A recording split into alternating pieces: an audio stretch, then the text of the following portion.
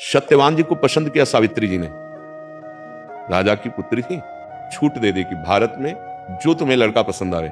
पिता को यही होता ना कि बेटी के सुख वर्धन के लिए उसके मन अनुकूल पति। बहुत से राजकुमार देखे लेकिन उसको पसंद नहीं आया। एक को देखा लकड़ी काट रहा था, पर देखते ही मन लुभायमान हो गया। मंत्री से कहा इनको उतारिए, वो आए और कहा कि मैं आपको पति रूप में वर्ण करना चाहती हूँ। तो उनका आप हालत देख रही हैं मैंने। उनका मैं हालत को पति नहीं बना रही हूँ, आपको पति बना रही हूँ। उनका हमारे बूढ़े माता पिता हैं, मैं जंगल में लकड़ी काट के बेचता हूँ, उससे गुजारा करता हूँ।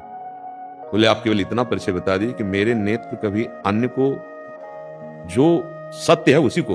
बोले हाँ, मेरा नाम भी सत्यवान ही है और मैं राजकुमार ही हूं। मेरे माता पिता वृद्ध हैं, उनकी आंखें नहीं हैं, और मैं उस समय बालक था तो जबरदस्ती अन्य राजाओं ने राज्य छीन लिया। अब प्राण बचाकर हम जंगल में रहे। बोले अब मुझे विश्वास होगा।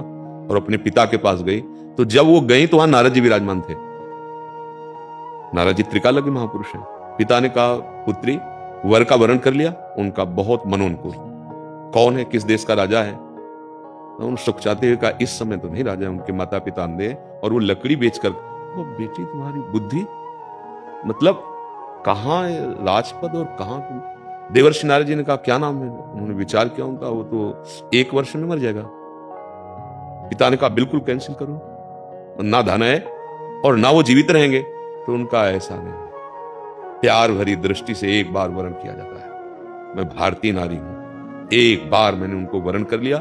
देवर्षि नारद जी से कहा 1 वर्ष तो बहुत होता है, अगर हम 1 मिनट भी पति पत्नी के रूप में रहे ना तो हमारा जीवन सार्थक रहेगा। अब देखिए प्यार किसे कहते हैं। पिता ने जब ब्याह किया तो पुत्री की मौत, तो खूब दहेज हो, तो सब कुछ उन्हें एक भी नहीं स्वीकार किया। नहीं, मेरे पति जैसे रह रहे हैं मैं वैसे रहूंगी। अब समझो प्यार किसे कहते हैं, पातिव्रत धर्म किसे कहते हैं, सुख किसे कहते हैं।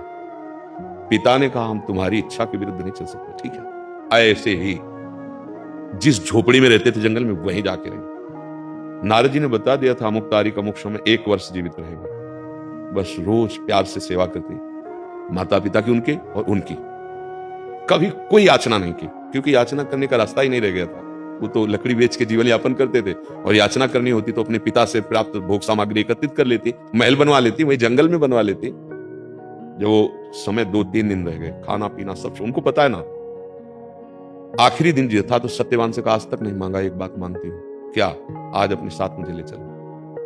उनका माता पिता की सेवा में अभी तक रही आप, और आज बोले आज मेरा मन है कि आप जहां जाओगे आज मैं आपके साथ रहूंगी। बताया नहीं, साथ में माता पिता से भी अनुमति ले लेंगे। बोले ये कौन सी बात है? माता पिता ने कहा आप जाना चाहते अवश्य जाइए, आज तक तो कुछ मांगा नहीं। और निरंतर मंत्र